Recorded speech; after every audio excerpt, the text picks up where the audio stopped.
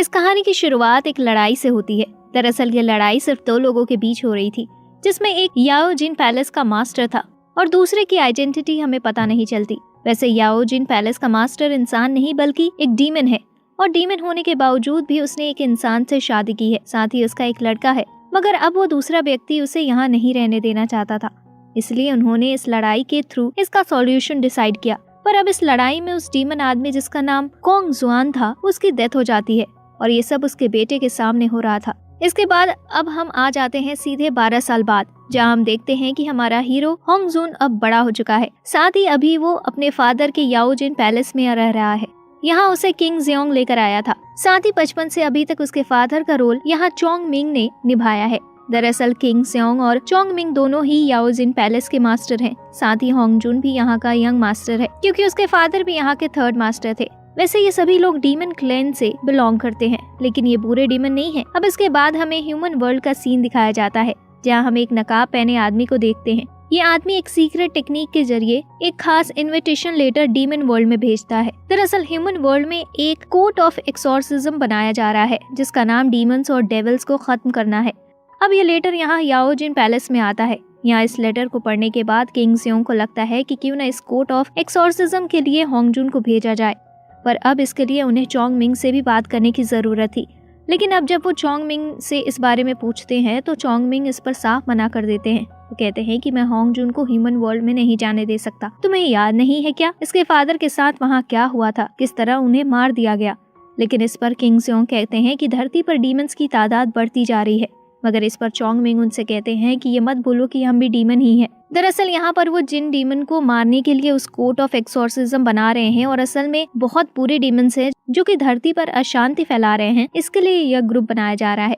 साथ ही कुछ टाइम में उन सभी डीमंस का एक किंग सामने आएगा और वो ही पूरे डीमंस पर राज करेगा। साथ ही उसके आने के बाद ह्यूमन भी धरती पर नहीं रह पाएंगे, इसलिए ये ग्रुप के जरिए अभी से ही एक एक कर सभी खतरों को साफ किया जाएगा। पर अब इस पर चोंग मिंग मानने को तैयार नहीं थे। वो कहते हैं कि मैंने उसे 12 साल तक पाला है, इसलिए मैं उसे इतने बड़े खतरे में नहीं डालना चाहता।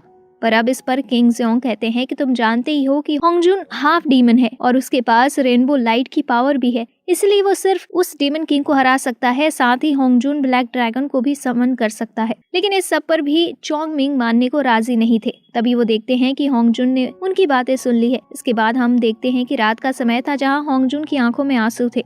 साथ ही किंग जियोंग उसके पास बैठे थे। अब कुछ देर बाद वो होंग जुन से कहते हैं कि जब तुम छोटे थे तब तो तुम हमेशा मुझसे कहते थे कि तुम्हें अर्थ पर ह्यूमंस के बीच जाना है, लेकिन अब क्या हुआ? अब तो तुम बड़े भी हो चुके हो और तुम्हें मौका भी मिल रहा है, फिर आखिर तुम रो क्यों रहे हो? दरअसल होंग जुन की आंखों में आंसू आने का कारण यही था कि बचपन में ही उसने सब खो दिया था, लेकिन फिर इन दोनों के साथ रहते हुए कभी उसे अकेले होने का पता ही नहीं चला।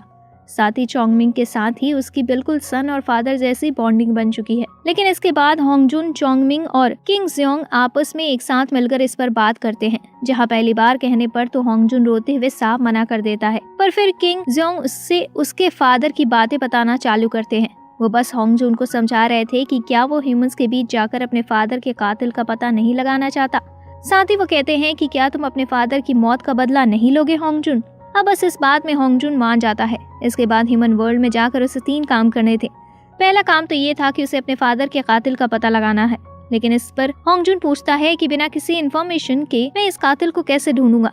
मगर अब इस पर किंग जियोंग कहते हैं कि वो सब तुम्हें खुद ही करना होगा। इसके बाद अब उसे दूसरा काम दिया जाता है कि जिस कोर्ट ऑफ एक्सोर्सिज्म ग्रुप में वो जा रहा है, उसे वहाँ उनकी सभी बातें मानते चलना है। इससे होंग जुन को ह्यूमंस के बीच रहते हुए कोई प्रॉब्लम नहीं होगी। साथ ही उसे वो ये भी कहते हैं कि यहाँ से धरती पर उसे सीधे चैंग सिटी जाना है और वहाँ के सभी डीमंस को खत्म करना है। इसके बाद उसे एक लाइटनिंग बॉल दी जाती है। साथ ही किंग जियोंग उसे बताते हैं कि ये बॉल उनके डार्क सिटासेल नाम की जॉक के किंग ने दी है और अब होंग जुन को ये बॉल चेन शी या फिर उसके किसी भी वंशज तक पहुँचानी है, और जब वो उनमें से किसी को ढूंढ लेगा तो उसके पास जाकर उसे ये बॉल तोड़ देनी है। इससे इस बॉल में से एक लाइट निकलेगी और उस सामने वाले के अंदर चली जाएगी, जिसके बाद होंग जुन उस लड़के से दोस्ती भी कर सकता है, क्योंकि वही लड़का आज चलकर होंग जुन की मदद करेगा। इसके बाद अब उसे तीनों काम बता दिए गए थे। साथ ही अब उसे निकलना था, मगर जब वो उस पैलेस से निकल रहा था तभी चोंग मिंग को वही सीन दिखता है जब इसी तरह कोंग जुआन भी याओ जिन पैलेस से ह्यूमन वर्ल्ड के लिए निकला था। अब फिर जब होंगजुन ह्यूमन वर्ल्ड के लिए निकल रहा था तो तब जिलोंग उसका रास्ता रोकता है। दरअसल जिलोंग एक कॉर्प डीमन है, मगर न जाने कैसे वो बहुत कोशिश के बाद भी कभी ह्यूमन फॉर्म में नहीं आ पाया, इसलिए अब होंगजुन ने उसे अपना दोस्त बना लिया और अब वो एक साथ ही रहा करते हैं। तो अब जिलोंग वहाँ आता है और होंगजुन से पूछता है कि तुम वहाँ अकेले जा तो रहे हो, और क्या तुम्हें वहाँ की करेंसी के बारे में या फिर इंसानों से बात करने के बारे में कुछ पता भी है, जिस पर होंगजुन मना करता है। इसलिए अब जिलोंग भी उसके साथ ह्यूमन वर्ल्ड में जाता है। अगले सीन में वो दोनों ह्यूमन वर्ल्ड में पहुंच चुके थे। वैसे यहाँ अभी मौसम थोड़ा खराब चल रहा था, लेकिन तभी सामने उन्हें एक गांव मिल जाता है। अब जिलोंग को भूख भी लग रही थी, तो वो दोनों सीधे उस गांव में चले जाते हैं, लेकिन वहाँ उन्हें कहीं कोई भी आदमी दिख नहीं रहा था।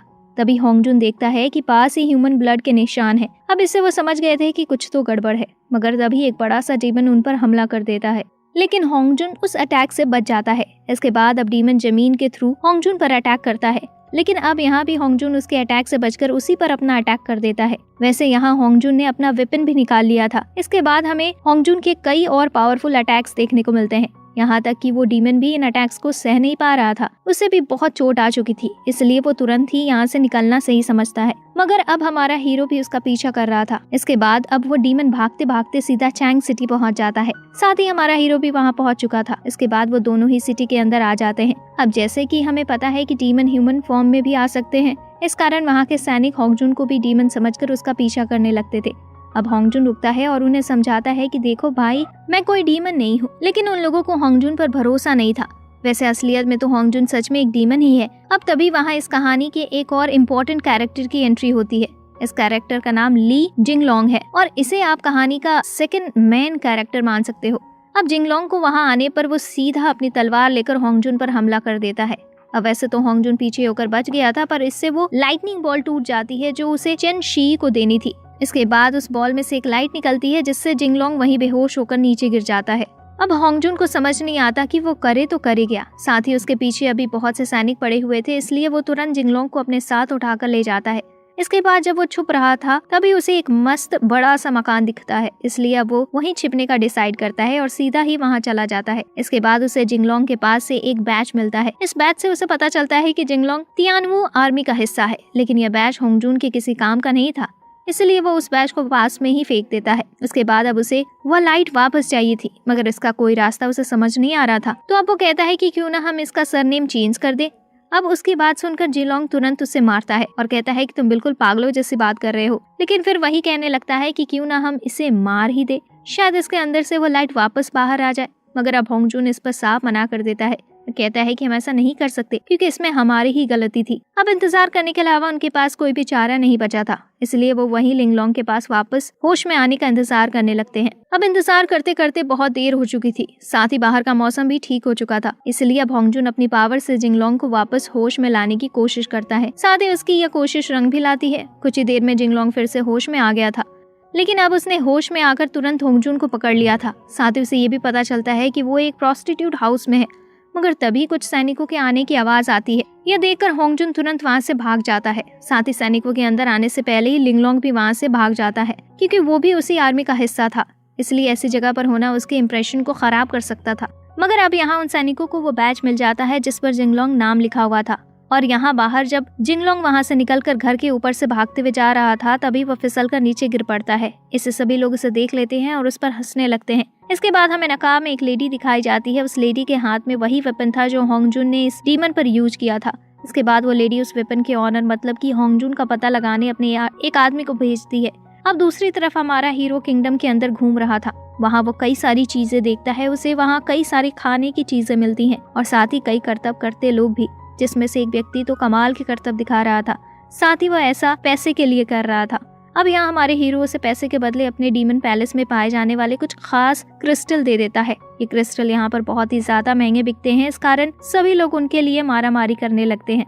इसी बीच वहाँ पर कुछ गार्ड्स भी आ जाते हैं उन्हें लड़ने से रोकने के लिए। तभी जिलोंग सामने आ जाता है। उसे देखकर सभी लोग चौंक जाते हैं, जिस कारण होंगजुन को वहाँ से निकलना पड़ता है। अब अगले सीन में हम जिंगलोंग को देखते हैं, जो कि अभी बहुत उदास था। साथ ही उसे बहुत गुस्सा भी आ रहा था, क्योंकि पिछले इंसिडेंट के बाद से उसकी बहुत ज्यादा बदनामी हो चुकी थी। वैसे इस वक्त वो अपने कजन ब्रदर के वहाँ था। यहाँ पर उसके कजन ब्रदर उसे लकड़ी से मार रहे थे, दरअसल वो इस बात से बहुत गुस्सा थे कि जब बाकी साथी सोल्जर्स काम में लगे थे तब वो ऐसी जगह पर जाने की सोच भी कैसे सकता है। वैसे जिंगलोंग उन्हें समझाने की कोशिश जरूर करता है कि उसने एक डीमन को वहाँ जाते देखा था, इसलिए वो उस जगह पर पहुंचा, लेकिन अभी भी उसके कजन ब्रदर को उस पर बिल्कुल भरोसा नहीं था।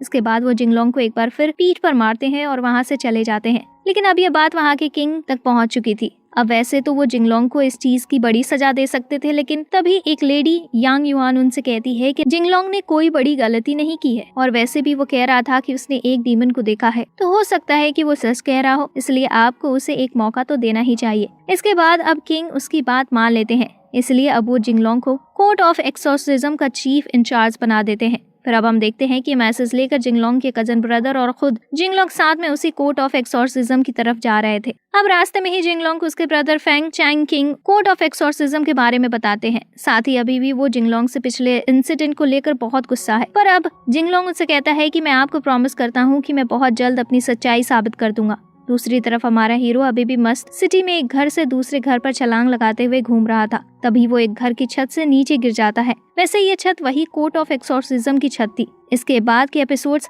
हम अगले वीडियो में करेंगे। वीडियो अगर अच्छी लगी हो तो please do like and share this video and also subscribe to my channel.